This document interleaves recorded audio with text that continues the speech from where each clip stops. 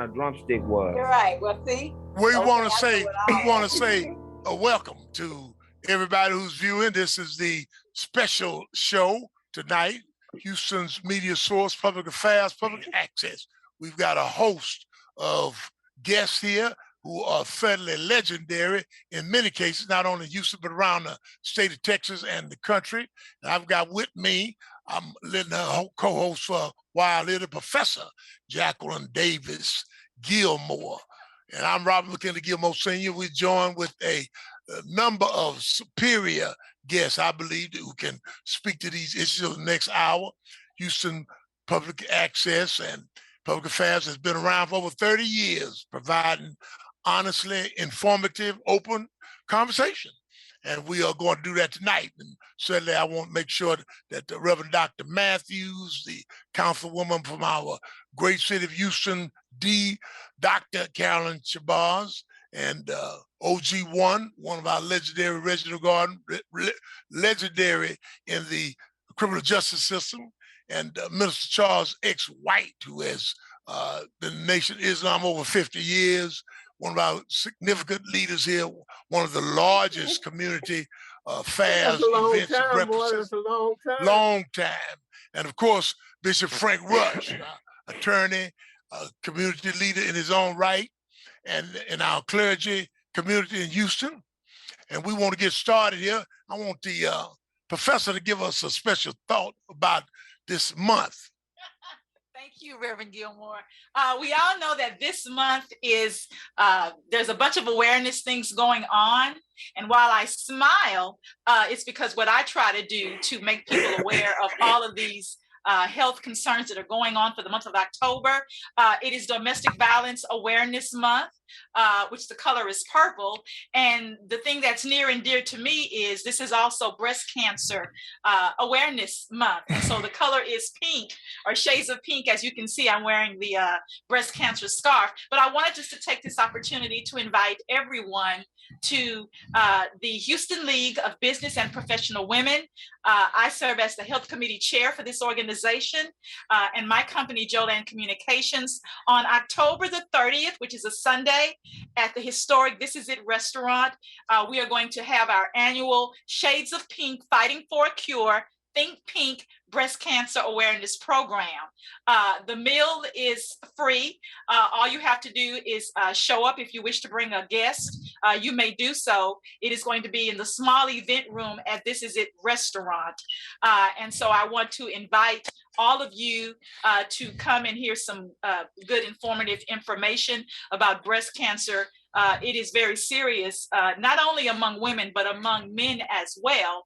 And so we will focus on breast cancer awareness as it relates particularly to African-American women. And I do this quickly because my mother passed away from breast cancer, ironically, October 31st, 1988.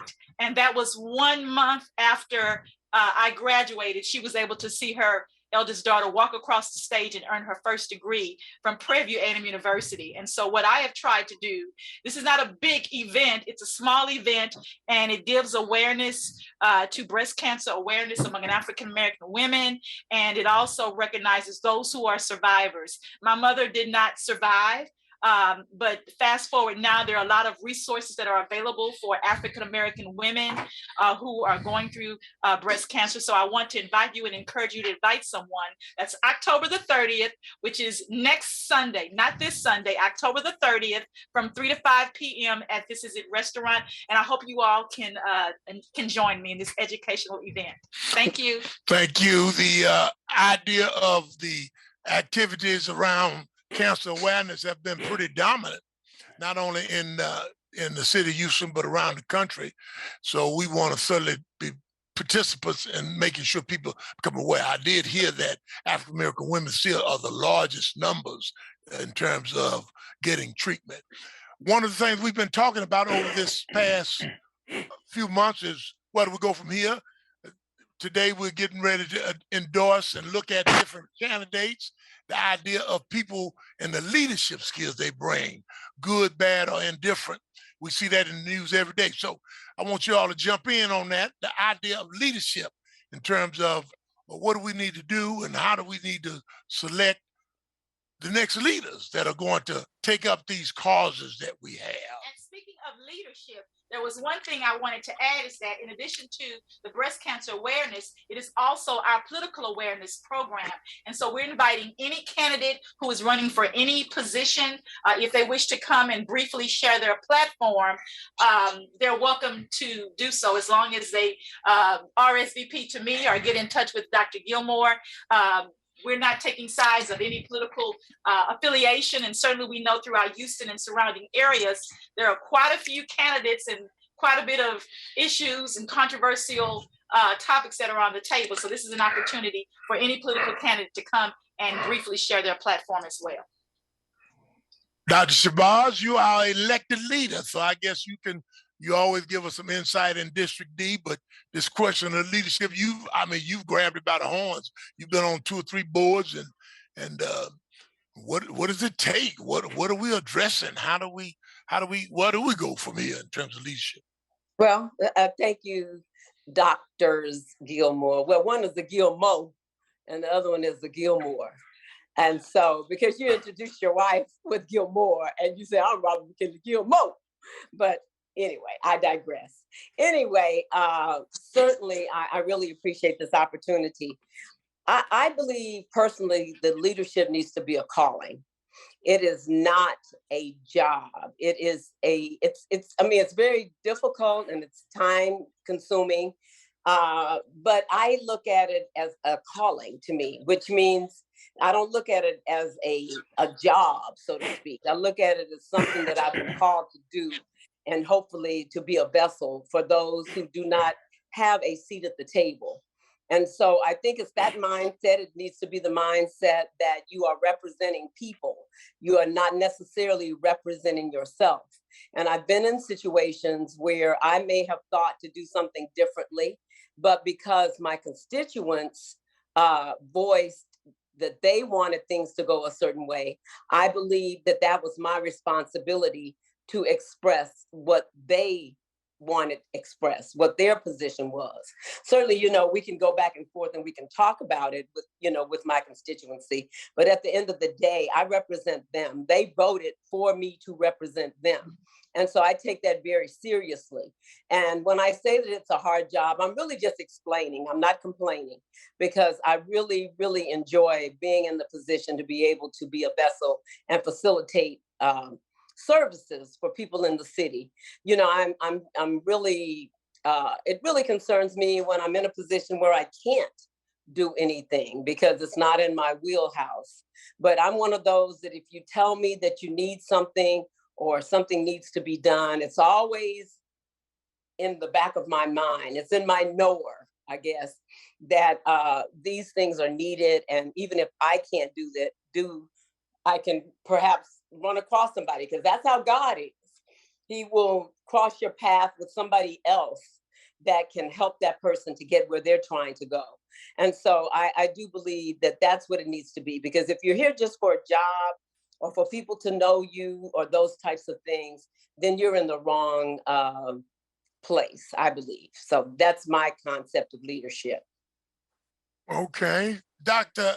Higgins has joined us, one of our noted African-American psychiatrists in the country, and certainly a dominant force as it relates to this leadership of in the community.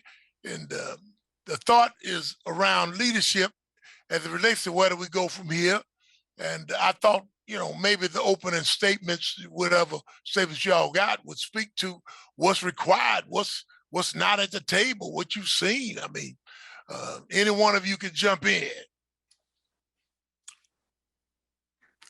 Well, the thing about leadership is it's a very giving type job. And I think a lot of people don't realize the amount of service that goes into leadership. You are in a serving position.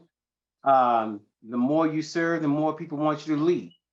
The more you serve their needs, and if you're not about serving their needs or ready to put in that type of work, then look for something else. A lot of people want titles, but they don't want to put in that level of work and responsibility and shouldering those burdens. One thing that you can find about a leader and whether one is good or not is when things go right or when things go wrong.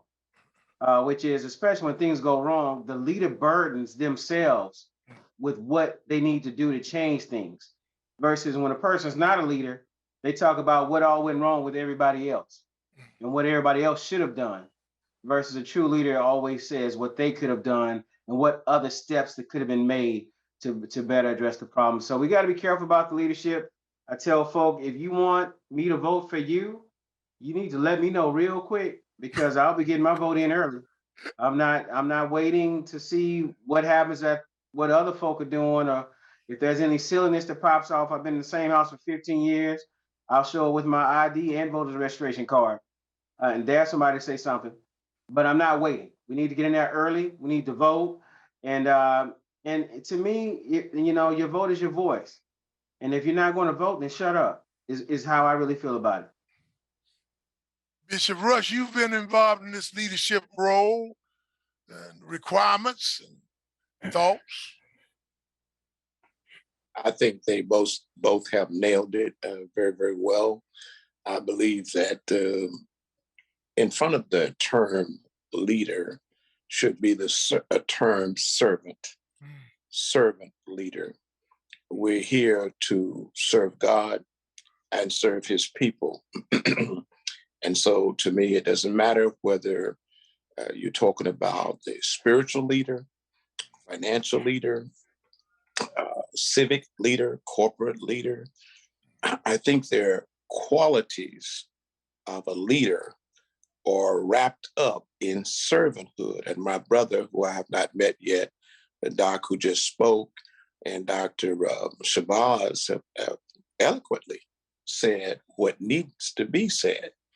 And all I can say is that it's time out for just choosing people because of a political party or because of just the color. You need to get yourself involved, or even gender. You need to get yourself involved in knowing and understanding what people are saying and what are they doing and what is their track record, how they can best help the people in the community. And so I think sometimes we let people in office and we're voting because of color, but once they get in office, what are they doing to help that community hold their feet to the fire? And that's what I would say. Again, it should be back to Dr. Shabazz said it well. I don't think folks should be doing this for no title, or just popularity, but who's going to best serve the people in a good, godly, moral way. That's what I have to offer, my brother. Thank you. OG1, I know you've had some encounters with leadership. So put it on the table before I put Mr. Charles X. White and Dr. Matthews. I know they got some thought. This idea of leadership. I like brother said, I really appreciate people that do their best in an area that they've been appointed to take position of, as that role that they play, But my world in the last 40 years, I've been measuring progress. Where's the progress at? So I measure leadership by progress that's been made. And when I try to put my maps together around the work that I've been doing, criminal injustice or criminal justice system, I'm looking for those that can change the directions of which way our community is going, which way our family is going, which way our community is going, and which way the state is taking a direct Black group of men. And I say that to say this here.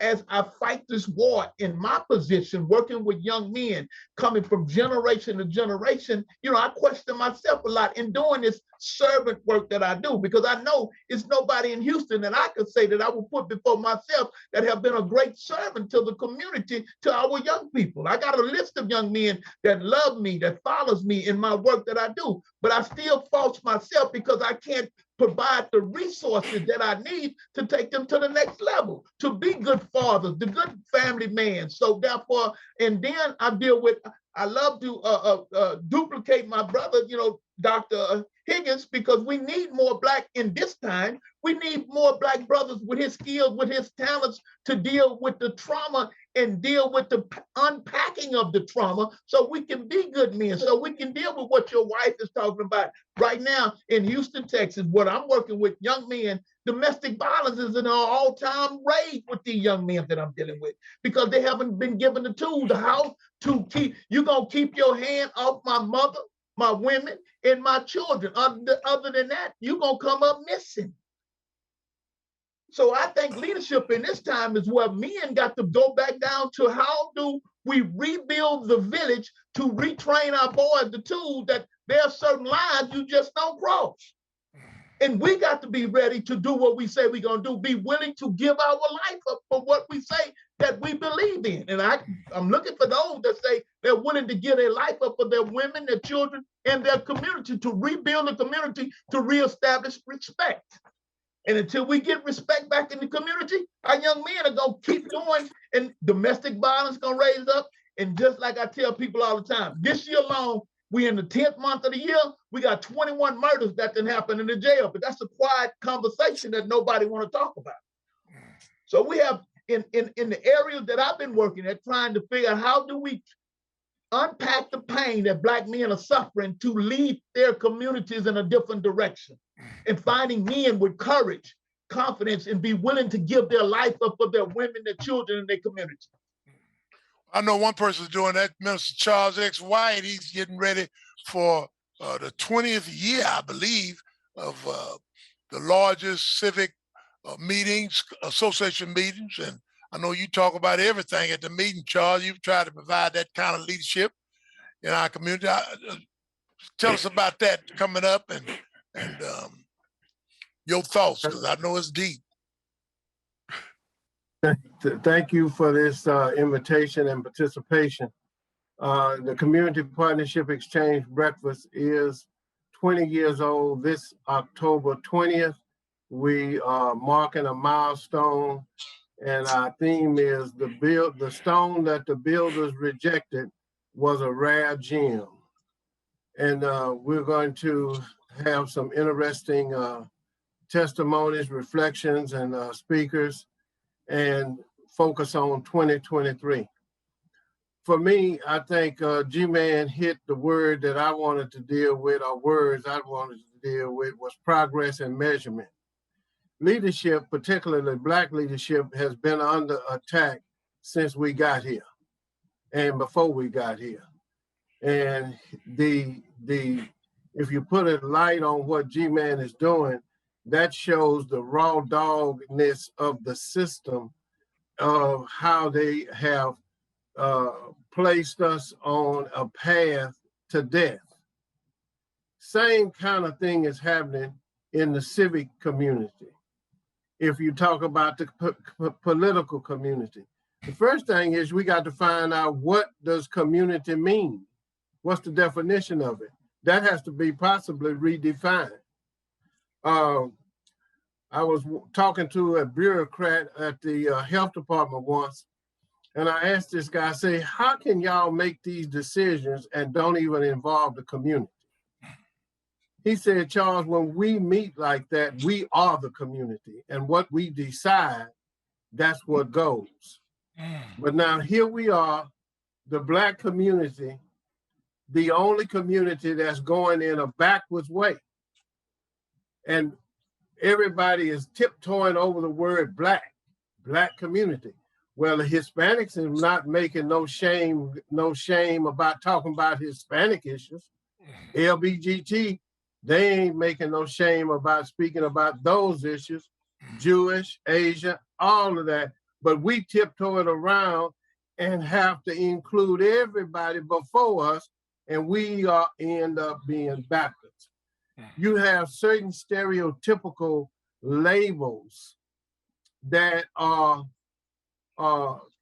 cast upon those that would be different.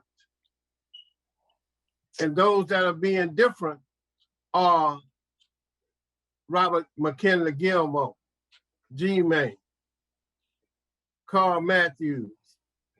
But you be labeled as different, then you radical.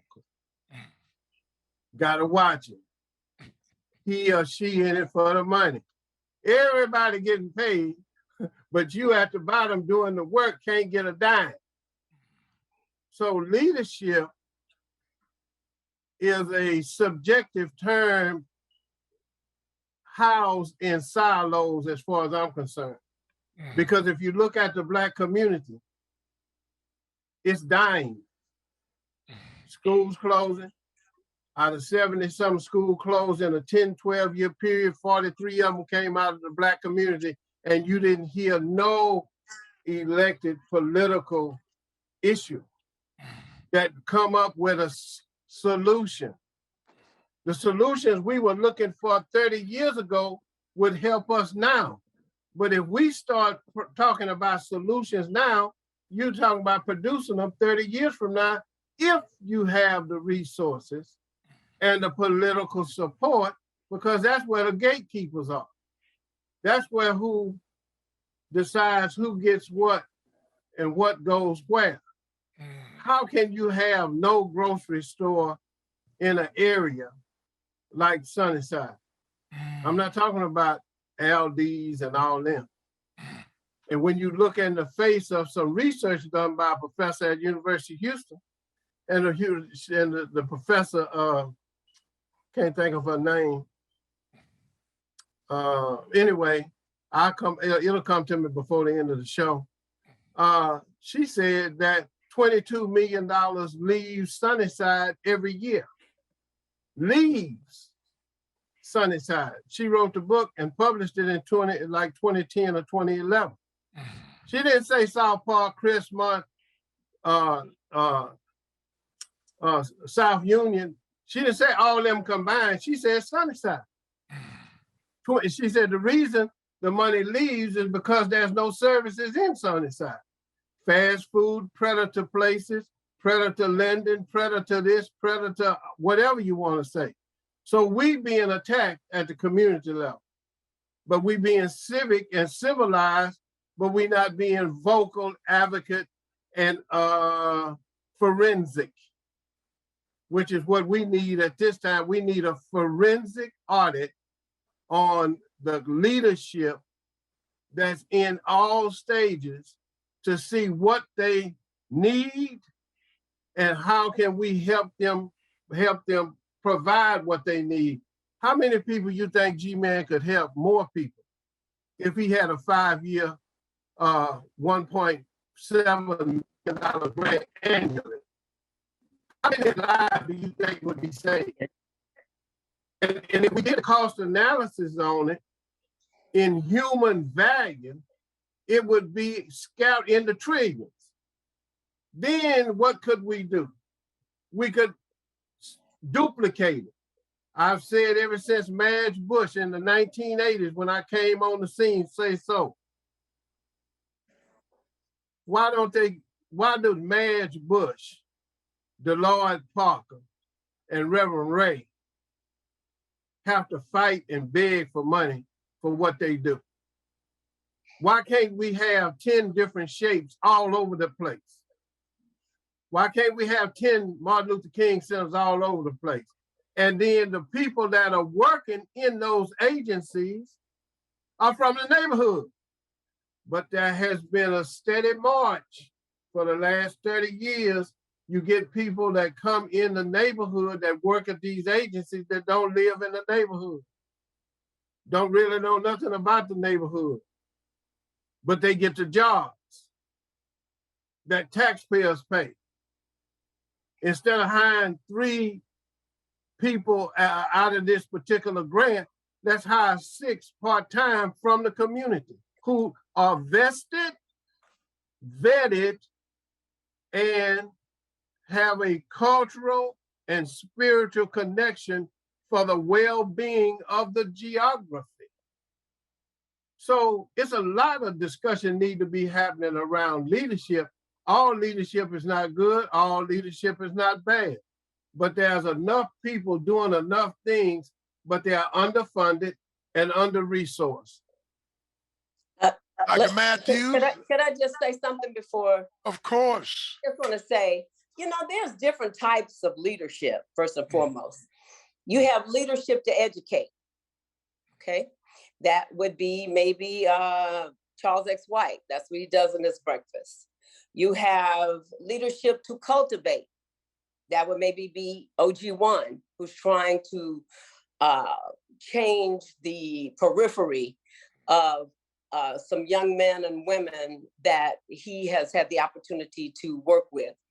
And then you have leadership to maybe mitigate like health concerns, like Dr. Higgins. You have different types of leadership. Say, for instance, leadership in my capacity, I guess, is to legislate, to try to come up with policy or work within the parameters, actually, of the policy to be able to do whatever you can to help the people. And then we have the leadership to pontificate. And that's people who really just want to pull everybody else into a barrel and say that this is what you're doing. And, you know, with some validity and some it's not valid. You know, just because I'm an elected official doesn't mean that I buy into some of the things that are not good for the people. But what really bothers me is that, you know, we're very, very quick to talk about our elected Black leaders rather than to support them, you know, and to say, you know what, I know something in this arena, so let me see if I can't help that person. But from the time some of us are elected, we become targets to try to lift up our faults or what you think we should or shouldn't be doing to try to position maybe somebody else, if not yourself, to be in the position to challenge that person. Whereas the person is there, and in this case, 4 years. So why try to make them look bad in the 4 years? Because the community is not benefiting from the pontification, okay? But they are benefiting from the education, the mitigation, the cultivation. And so we have different types of leadership. And you know, that's just something that I thought about. Dr. Matthews? Yes, sir. Man, I mean, it's some great conversation going on here. But you know, with that thought that Councilwoman mentioned, and I agree with her in the sense that when someone has been elected into our office, I think really and truly they can't focus on the issues in our community because they got to learn the position. They have to learn the protocols, the inner workings of that position and role that they are functioning in. But the other thing that I have not seen from leadership, Black leadership and or white leadership, because Black leadership come to the Black community for the Black vote. White leadership come to the Black community because they know they need the Black vote. But they don't come back to the community to talk about the issues and the challenges that they are facing in those positions in which they're operating in. They're not coming back to educate us about things that they are challenged with, nor do they come back to galvanize the community to get a consensus of the issues that organizations are dealing with or leaders are dealing with in the community, to galvanize different things, because the community is wealthy. The community is rich with knowledge and information of all those things our councilwoman just mentioned. We're looking at some of the community and the riches in the community right now. And when we combine all that together, we got over 100 years of knowledge and experience and information that can make impact in these situations. But one of the things that I find is that what I've been seeing in the pattern of leadership is they talk the talk, but they don't walk the walk once they get in the situation. And it seems to be some type of indoctrination or orientation that transforms them from how you see them in the community and who they become when they get in the position. Now, Carolyn Shabazz is one of our different kind of leaders who's been very vocal, boots on the ground, and connected. Ron Reynolds is another guy who's been very vocal and very engaged in the community and talking about the issues. And what I realize is that they talk about a lot of things, but they never talk about the economic aspect or dissemination of equity, participation in the finances, or what Reverend White was talking about in terms of it takes finance to fund projects to impact the life of a human being, because it's just not one organization that can do that. It is not just one approach that can do that. There's many moving pieces in order to support one human being. And I think Charles was on to something very, very powerful when you start talking about the value of a life and a human being compared to budgets. You know, the life of a human being is no comparison to a budget. I mean, it's just no comparison. But when I look at from my experiences, when I look at Jazzman, or I look at movies like Woman King, and I still see the colonial philosophical control being implemented in the social realm to manipulate social control and thought of what people say, what people do, how people think. And I agree with Bishop Potentate Rush, who talked about you can't vote for somebody because they're Black. Because be frank with you, I get afraid when I see some Black leadership in any kind of leadership position. I'd be ready, because they sometimes are the ones to sell you off and hang you quicker than a white brother would do that. You understand? So, you know, but to me, leadership is leadership that's a servant, that's called to the work, that has a heart for the people, a heart for God, and it's an humble position. It's not a narcissistic kind of personality that should be, I'm king, follow me, do what I say, do, with that type of dogmatic type of leadership, but be sensitive to the needs of the people. And the truth of the matter is, if we really wanted to create change, if we wanted to decrease criminal justice and incarceration, if we wanted more healthcare services to meet the needs of people and deal with anxiety and manic depression and those kind of things, it amazes me how people can talk about Texas being the 51st place state of delivering healthcare in the state of Texas. I mean, in the state of United States. It's amazing to me how they can say that so, to me, kind of boastfully, like it's something to be proud of, and no one is dealing with delivery of healthcare services. Yes, you have great physicians. Yes, you have great surgeons. Yes, you have great medical people, but the delivery of it, the gap and the disparity of navigating people through the system, it's almost like you're setting people up to fail. It's like a hole in the bottom.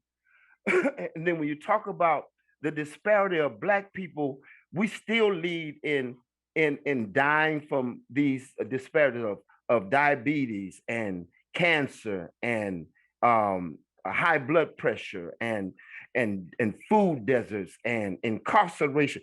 So you telling me that we're born to be leaders in a destructive manner and not be human beings to participate in the human wealth and development and growth and equity of this economy? A lot of the behavior that we see, man, has been, in my opinion, it has been implemented subliminally to control and affect people's behavior to cause those dysfunctional, abnormal behaviors. And that's what we're dealing with. And when you have men who was incarcerated but not able to reunite with their homes because majority of your people living in housing properties, and the policy says, and that's another thing White talks about all the time, how there are policies that are implemented. And these are the things that I think we don't talk about, these implementation of policies that restrict different things from occurring that affects the family at large.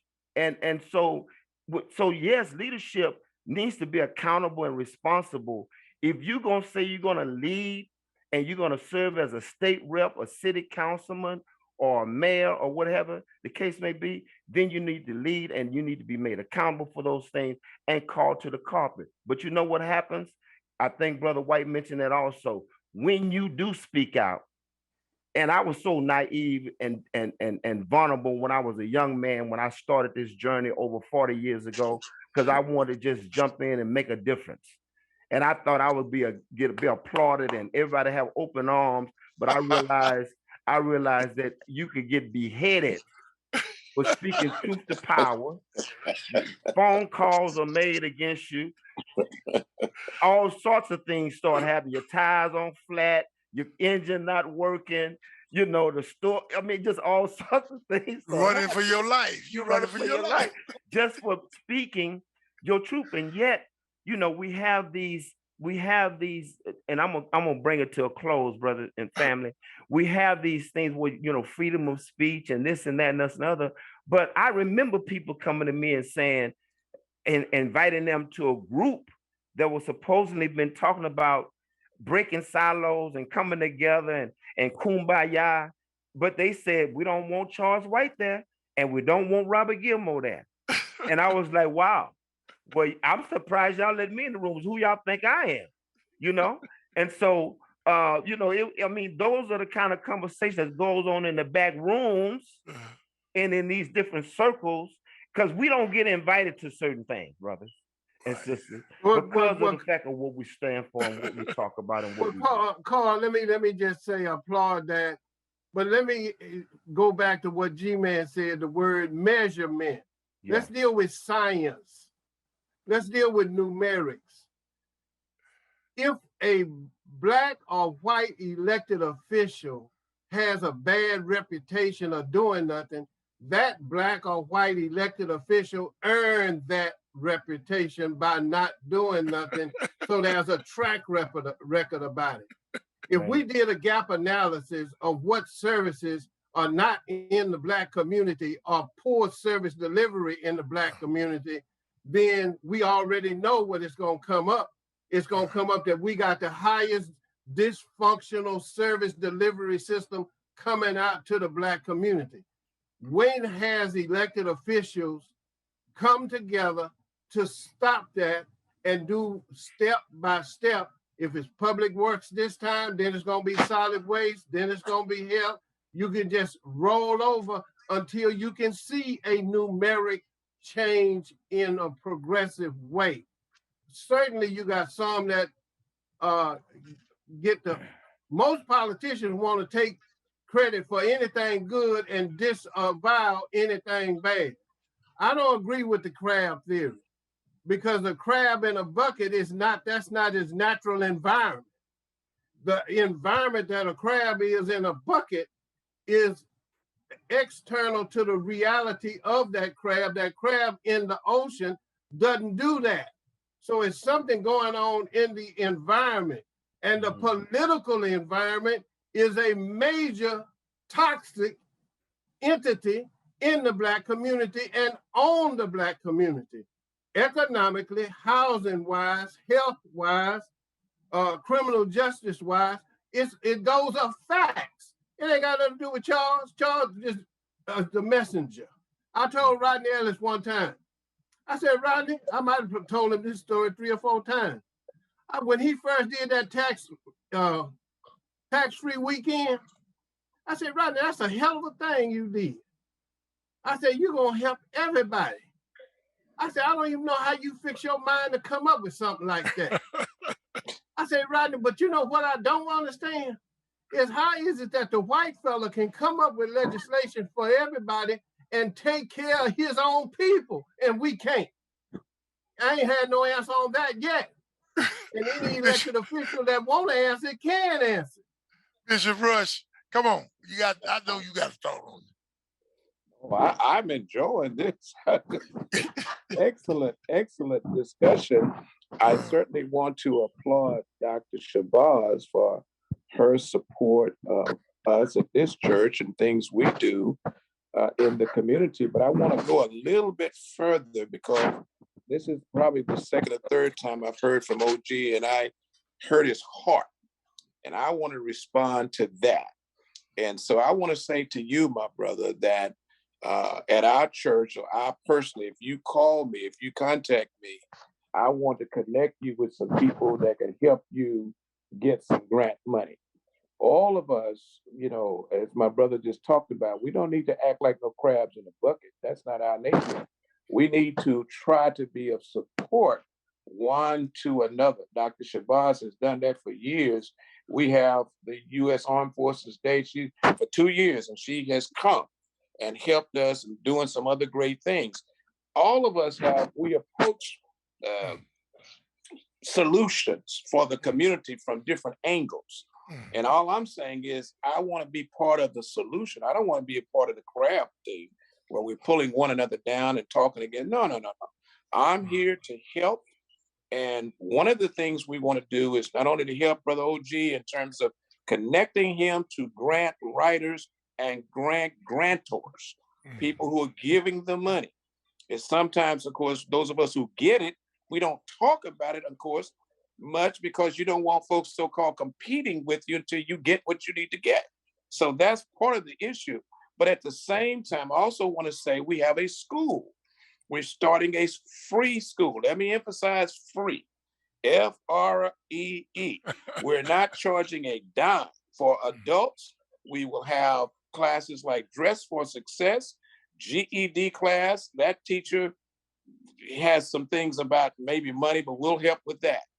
We're going to have financial literacy free of charge. We're going to have health and wellness free of charge. That's for the adults. For the children, for the youth, on Saturdays only, we don't mix the youth and the adults. They'll have classes like growing up. At first we called it boys to men, but what we noticed was that the teacher, and y'all know Brother Donnell Cooper, he did a great job, marvelous job of speaking to the girls who were also present. So we're combining the boys and the girls. That's going to lead off at 9 o'clock this Saturday at the church, 3802 Live Oak, free. All they got to do is show up. And then we have an etiquette class. Teach kids how to use the fork, use the spoons, how to be mannerly and all that kind of stuff. We're going to have creative writing class. We'll have the financial literacy. Gwen Pierre is going to teach on public speaking. I wrote a program for HISD in 1999 called Leaders of Tomorrow. We're going to have somebody teaching that, preparing tomorrow's leaders today. I'm simply saying all of us are doing what we can to approach the need for answers to the problems that we're all facing. Somebody just mentioned health concerns. I just left U of H. We're a part of a meeting as you're coming to, Dr. Gilmore, tomorrow night at Doshi House. There are people from U of H and this community. When I say U of H, I mean the medical school. We're coming together to provide answers to this health disparity, and I call it a health disparity desert right here in Third Ward. I've said enough for right now, but just let you know, got a free school, and I'm gonna work with OG1, maybe privately, but I'm just putting it out there to say, hey, look, we got to help one another, and I want to be a part of the solution, not part of the problem. God bless you. And a thought around that made me think about this for Dr. Higgins. Is there a certain mindset why people don't demonstrate these leadership skills that's needed? I'm not talking about political. I'm just talking about when a person needs to do something, step in the way or put their life on it. OG, that was kind of a big statement. Put your life on it. Everybody don't want to put their life on the line. Well, I would say it's very difficult to answer. And when I say that, I'm referring to when you look at leadership in our current situation as Black people, no matter how good and how much you want to work, we're still working within systems and the system of systematic racism. So essentially, I can push, I can yell, I can holler. You can even make me the warden over the prison, but it doesn't change the prison industrial complex. It's like you can make Obama president, but it don't stop the history or the functional interplay of history in our current times in oppressing Black people. So, I would tell us that we all got to do our part and we all got to have a voice and speak to our people. for me, say I do college mental health. It's so hard to be one person telling these kids that weed is not okay to smoke. All right. It depletes the brain of dopamine. You can't focus, you can't pay attention. It's much different than what was smoked 20 years ago. It's more powerful. And you just got a bunch of kids walking around. Literally, you trying to think with your brain is on stone. All right. You're literally while trying to get chemicals to work in your brain. So I would say we have to be careful when we look at what is wrong and who is trying, because the fact is that a lot of people who yell loud, all right, who do a whole lot of yah, in front of us as people. But then when they go in the back room, it's about, well, they know how to work the system, how they gonna get their money, while they know I'll get a little bit, while the other person gets a lot of bit, and then my people get to say, oh, look what I showed you and got you, but that was only 2% of the 98 versus actually making real change. And as Brother Charles was saying regarding the tax-free weekend, well, everybody in Sunnyside who spent money on that did not spend it in Sunnyside. Somebody else got paid. We collected less taxes, and has less taxes to go back to the people of Sunnyside. So it's a system that we're working in, that even when we make these gains, we also can have losses. And I'll be honest with you, as a leader in Black Psychiatry, as executive director of Black Psychiatrists of America, the more I understand the system, the more despair I receive from within myself. Like, it's such a powerful thing that we're pushing against. And it's important that we support one another. And I tell folk this: you don't have to be elected to be a leader. You don't have to be the pastor of the church in order to have leadership in the church.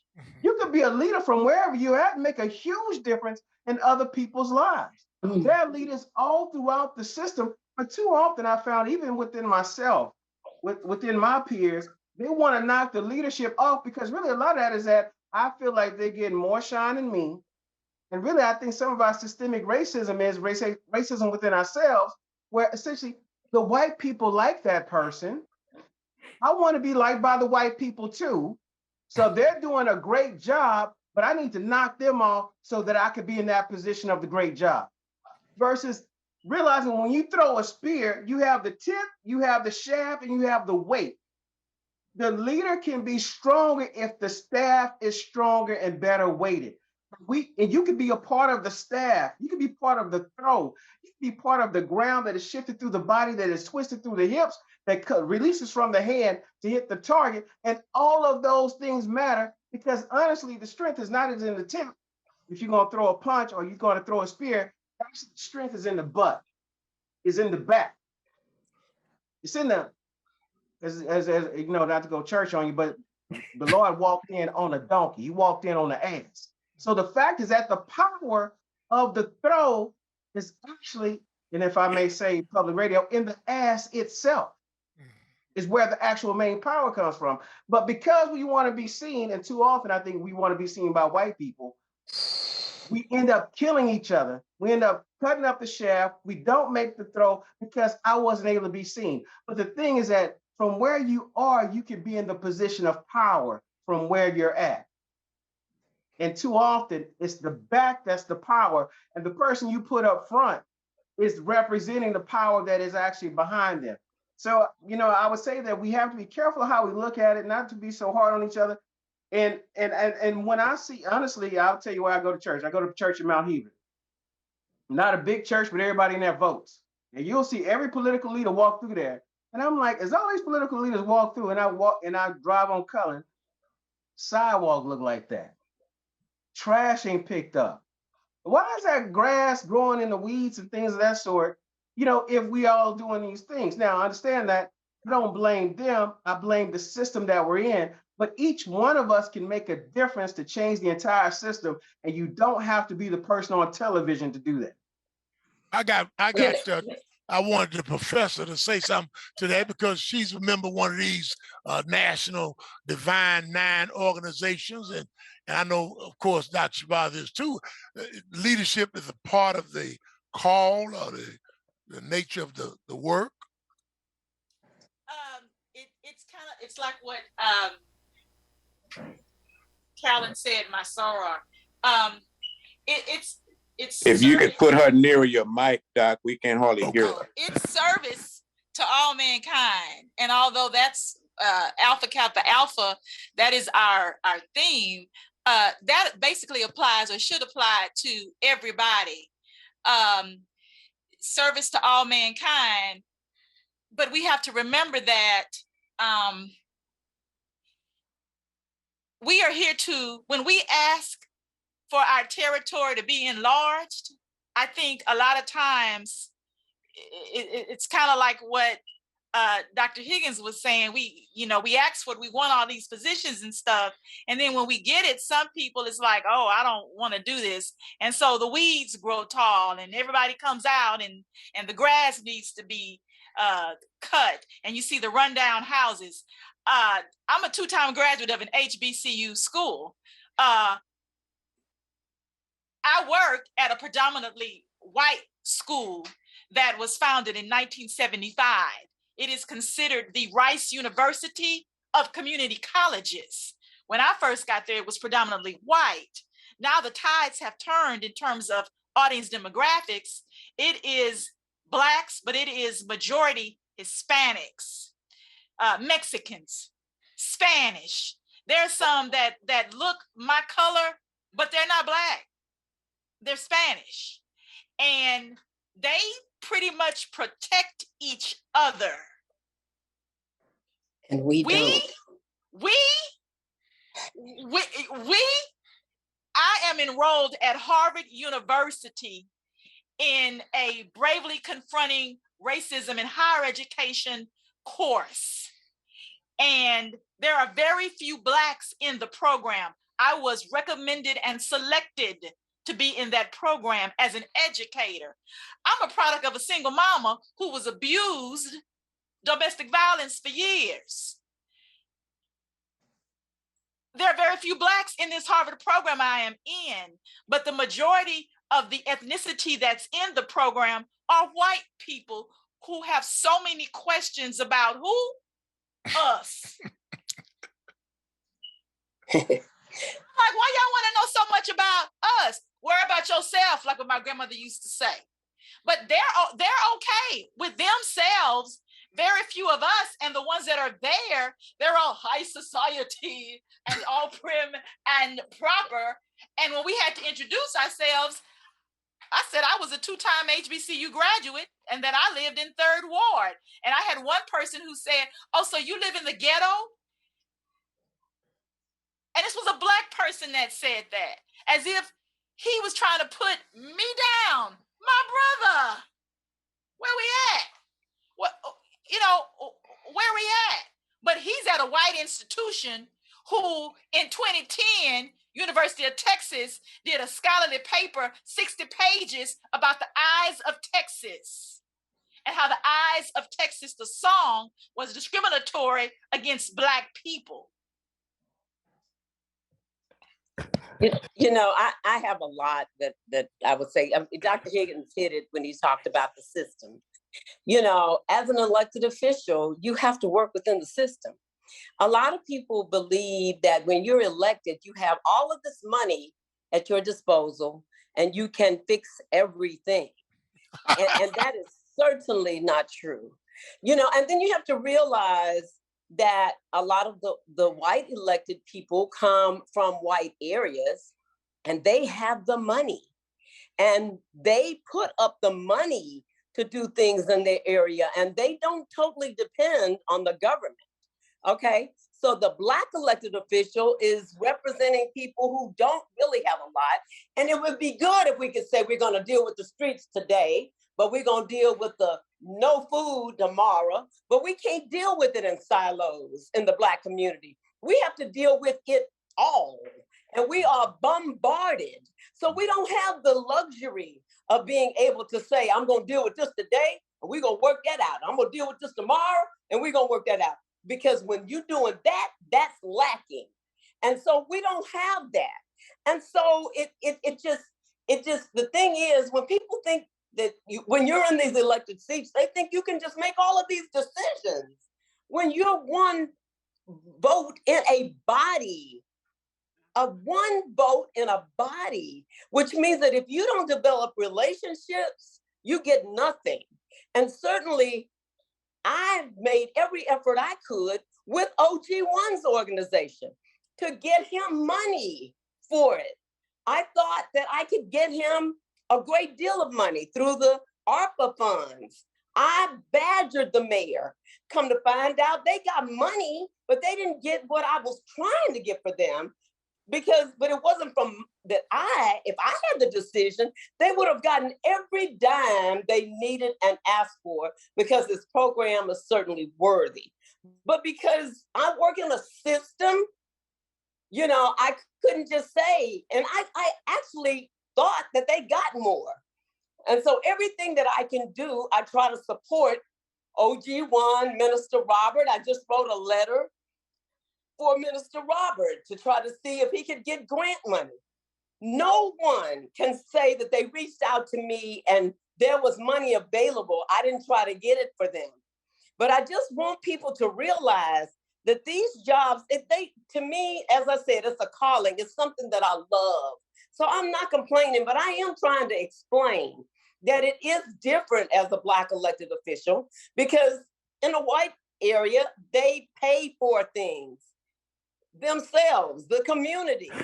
In my area, I gotta pay 4 guys and pay 2 trailers to go out and pick up the trash out of my council district service funds. Then I still gotta fix sidewalks. I still gotta try to do speed bumps. And we don't have a whole lot of money to do it. But certainly, we need a mindset change. We need to stop throwing the trash on the ground. We need to start taking responsibility for our own environment and not thinking that an elected person is going to be able to do it all. And I want to say thank you. Wait. I want to say thank you to everybody. This has been a great show. And the black community is not naive to think that a politician can do it all. I don't think they're that naive. Until next time, we'll see you then. When you don't do it all, you are doing nothing. When you don't do it all, I got 80 subdivisions I'm working with. They are not that naive. They are not that naive. Well, I'm not going to call it naivety, but then we have those that pontificate who constantly say that you are doing nothing and you are busting your behind. And so we're very quick to say that about the Black elected politicians. And I'm not one of those. The next person that says Public affairs, public action. See you next time. It's hot over